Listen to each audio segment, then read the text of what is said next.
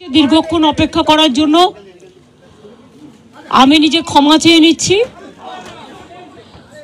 কিন্তু আমাদের মিটিং চলেছে প্রায় 6টা থেকে 12টা, মানে 6টা থেকে প্রসেস শেষ হতে এখন ঘড়িতে কটা বাজে? 12টা বাজে 10 মিনিট বাকি। জাস্ট 5 মিনিট আগে আমাদের জুনিয়র ডাক্তারদের টিমটা বেরিয়ে গেল। ওনাদের পক্ষ থেকে 42 জন সাইন করেছেন।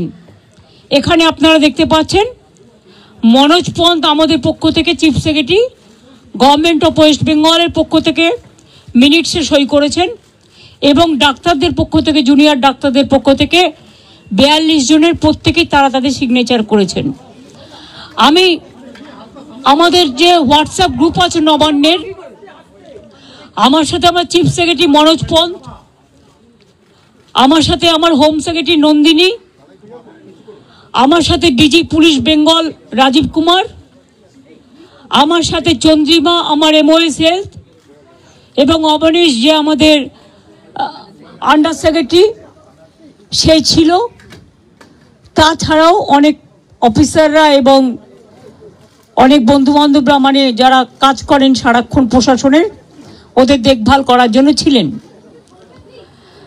যা সিদ্ধান্ত হয়েছে তা পুরো নবান্ন থেকে পাঠিয়ে দিতে ডিটেলস আমি অভিনন্দন জানিয়েছি যে তারা আজকে এসছেন এবং বসেছেন বলে,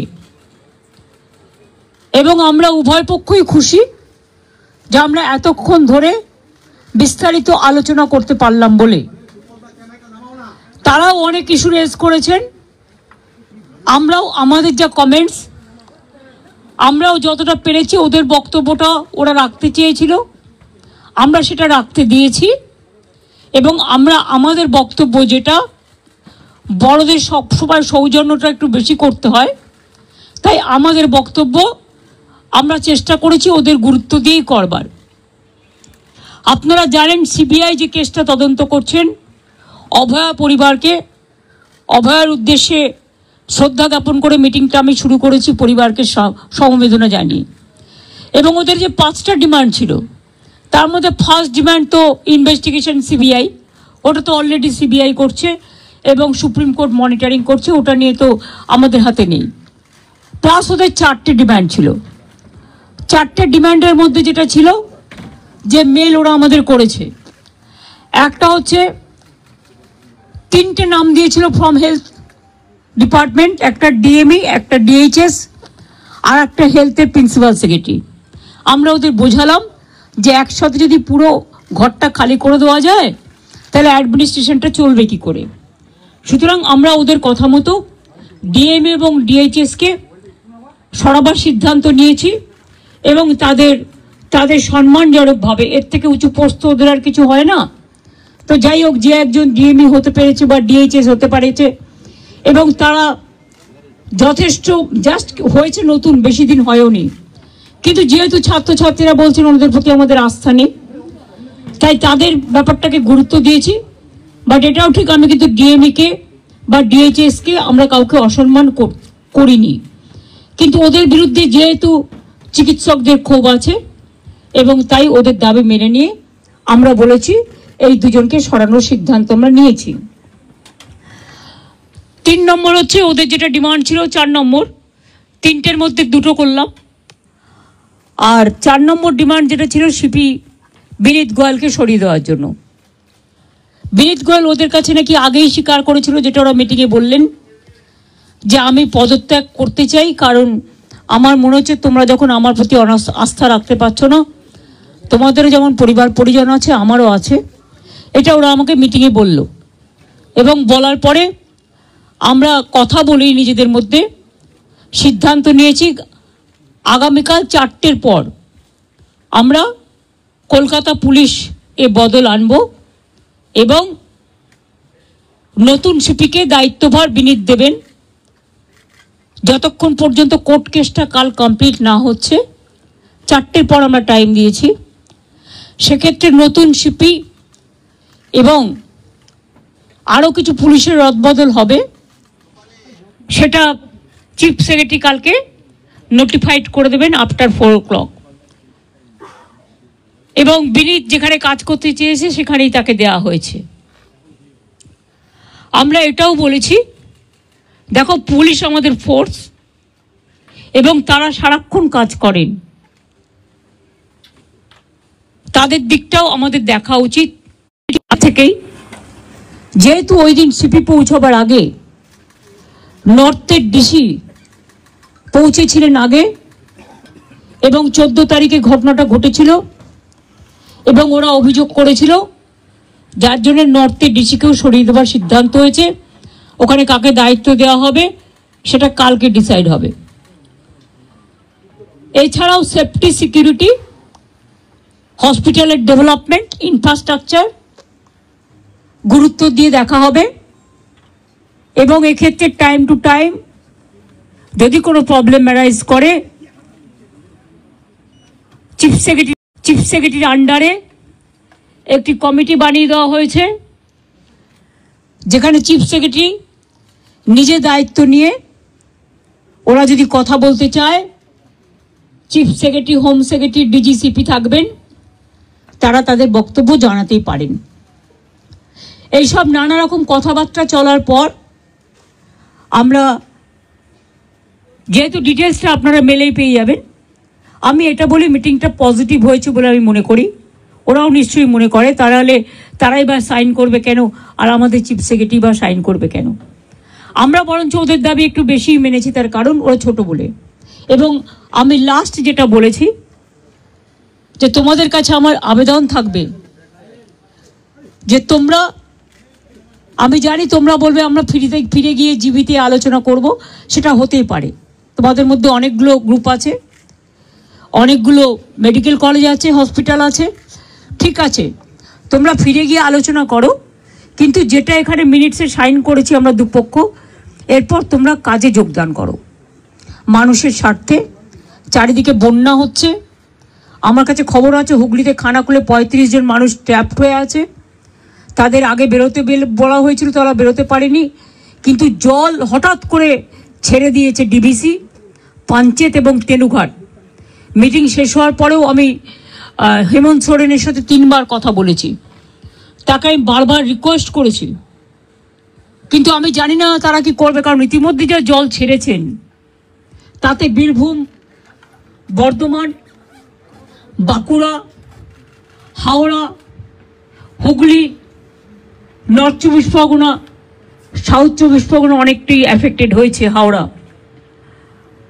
আমি নিজে যে বাড়ি আদিগঙ্গার সামনে থাকি, আমি দেখতে গিয়েছিলাম কি অবস্থা জলের। আমি এতটা জল আসতে কোনোদিনও দেখিনি, কারণ আমাদের গোলাটা হচ্ছে সবচেয়ে উঁচু, আমাদের এই জায়গাটা। আমরা সিঁড়ি বানিয়ে দিয়েছিলাম, প্রায় 14-15টা সিঁড়ি ছিল, একদম পুরো ভরাট হতে আর 5টা সিঁড়ি মাত্র বাকি আছে। এরপর যদি আবার জল ওরা রাত্রে ছেড়ে দেয় বারণ করা সত্ত্বেও, তাহলে কিন্তু বন্যাকে আটকানো যাবে না। ওরা বলছে তাহলে আমাদের এখানে বন্যা হবে। আমরা তোমাদের এখানে বন্যা হবে বলে তুমি আর একটা রাজ্যকে তো ভাসাতে পারো না। আমাদের না জানিয়েই সকালে প্রায় 80-90 হাজার কিউসেক ওয়াটার ছেড়ে দিয়েছে, ফলে একেতে 3-4 দিন কন্টিনিউয়াস বৃষ্টি। এমনিতেই গঙ্গাগুলো, আমাদের নদীগুলো ওভারফ্লো, ড্যামগুলো ওভারফ্লো ছিল, তার মধ্যে এই জলে আস্তে আস্তে কাল সকালে বিকেলে পৌঁছবে। আমি সবাইকে বলবো সতর্কতা অবলম্বন করে দূরে দূরে রিলিফ সেন্টারে প্লিজ দয়া করে যান, এবং আপনাদের থ্রুতে বিডিও থেকে শুরু করে আইসি থেকে শুরু করে DM, SP, additional DM, additional SP, SDO যারাই আছেন সবাইকে বলবো যে ইমিডিয়েট দেখে নাও, কারণ কালকে কিন্তু অনেক জল ঢুকবে। এই জলের উপর যদি আবার জল আসে, আমার এমনিতেই চিন্তা আছে 35 জনকে কি করে উদ্ধার করব আমরা। আর এখন রাত হয়ে গেছে, জলের কারেন্ট এতটাই, কেউ যে উদ্ধার করতে যাবে তার উপায় নেই, কারণ যে উদ্ধার করতে যাবে সে বোটও তলিয়ে চলে যাবে, এমন অবস্থা। তো ওখানে আমরা এনডিআরএফ টিম পাঠাচ্ছি সকালে, এবং এসডিআরএফ টিমটাও আমরা পাঠাচ্ছি সাউথ 24 পরগনায়। সুতরাং আমরা প্রত্যেকে অ্যালার্ট আছি। বিভিন্ন জেলার নেতৃবৃন্দের সাথেও আমার কথা হয়েছে, সিএস নিজে মনিটরিং করছেন 24x7, এবং তিনি নিজেও ডিএমদের সাথে বারবার করে আজকে 2-3 বার ভার্চুয়াল করেছেন। উনি অলরেডি আমাদের 24/7 মনিটরিং চলছে, টাইম টু টাইম কি অবস্থা। এবং মানুষকে আবার আবেদন করছি, প্লিজ দয়া করে জল আর আগুন এই দুটো জিনিস নিয়ে আমাদের মনে রাখতে হবে, যে কোনো মুহূর্তে জল ঢুকে যেতে পারে। দোতলা বাড়ি হলেও যদি একতলা ভেসে যায় তাহলে দোতলা ভাসতে কতক্ষণ নেবে? কাজে জীবনের ঝুঁকি দয়া করে কেউ নেবেন না, সতর্ক থাকুন, কিন্তু জীবন বাঁচান। একটা প্রাণের দাম অনেক বেশি, এটা আপনাদের মাধ্যমে অনুরোধ করব। যদিও আপনারা জুনিয়র ডক্টরদের স্ট্রাইক নিয়ে বেশি ব্যস্ত, কিন্তু তার মধ্যে আমার এই আবেদনটুকু যদি গ্রাম বাংলায় মানুষের কাছে পৌঁছে দিতে পারেন, বিশেষ করে জেলার মানুষের কাছে। কারণ কলকাতায় যদি এই অবস্থা হয় গঙ্গার, তাও তো হাই টাইড আজকে ছিল না। আমি দেখছি এখন জোয়ার আছে, জলের স্রোতের টান খুব বেশি আছে, এবং সেই জন্যই বুঝতে পারছি না, ইভেনিং আমরাও হয়তো যে কোনো সময় ডুবে যেতে পারি। জলের যে স্রোত আছে, তারপরে যদি আবার জল ছাড়ে, নিজেদের ঠিক রাখার জন্য অন্য স্টেটের উপরে ছেড়ে দিলাম, এটা কিন্তু ঠিক হচ্ছে না। আমি আমার প্রতিবাদ জানিয়েছি। হ্যাঁ, বলেছি আমি যে আপনারা প্লিজ কর্মবিরতি তুলুন। এত কিছু আলোচনা, আপনাদের 4টের মধ্যে 3টে ডিমান্ডই মেনে নিয়েছি। তাছাড়াও সিসিটিভি, লাইট, রেস্টরুম, ওয়াশরুম এগুলো করে দেওয়ার ব্যাপারেও 100 কোটি টাকা দেওয়া হয়েছে। এবং এছাড়াও সিকিউরিটি অডিটিং এর ব্যাপারেও আমরা দেখছি, সবার যাতে নিরাপত্তা থাকে, আমাদের যতদূর সম্ভব আমরা করব। আপনাদেরও বলবো লক্ষ্য রাখতে, কারণ দায়বদ্ধতা কিন্তু বোথ সাইডেরই থাকে। আর আমি আপনাদের কাছে অনুরোধ করব, অনেক মানুষ মারা গেছে, অনেক মানুষের কষ্ট হচ্ছে, চিকিৎসা পাচ্ছে না, অনেক পেশেন্ট আটকে আছে। সুতরাং মানুষ মনে করে আপনারাই তাদের ভগবান। সুতরাং আপনাদের আমি কাজে ফিরতে অনুরোধ করব। সমস্যা থাকলে সমাধান করতে হয়, আলোচনার পথ সবসময় খোলা থাকে। আজকে 3 দিন অপেক্ষা করার পর, আজকে 4 দিন 5 দিন, 3 ঘন্টা 2 ঘন্টা 3 ঘন্টা অপেক্ষা করার পর আজকে প্রায় সব প্রসেস শেষ করতে 5.5 ঘন্টা টাইম লেগেছে। আমাদের দিক থেকে যা যা করার ছিল আমরা চেষ্টা করেছি, বাংলার মানুষ যাতে ভুল না বোঝেন, বাংলার মানুষের দিকে তাকিয়ে। এবং এটা নিয়ে আবার যেন কেউ অপপ্রচার দয়া করে করবেন না। বাংলায় দুর্গাপুজো আসছে, এটা আমার আবেদন আপনাদের কাছে। এটা আমাদের মিটিংয়ে আলোচনা হয়নি, আমি করিনি, এটা আমার পক্ষ থেকে বন্যাটা এবং ফ্লাডের ব্যাপারটা আমি বলেছি, এই পরিস্থিতি। সুতরাং ম্যালেরিয়া বাড়বে, ডেঙ্গু বাড়বে, জলজনিত রোগগুলো বাড়বে। আপনাদের খুব প্রয়োজন এখন, আপনারা হাসপাতালে ফিরে যান। আমি এটুকু বলতে পারি, কারো বিরুদ্ধে কোনো শাস্তিমূলক ব্যবস্থা নেওয়া হবে না। लिया तो गया, कोशिश किया है जूनियर डॉक्टर का बात सुनने के लिए, लेकिन हमारा पुलिस भी बहुत सारे काम करते हैं।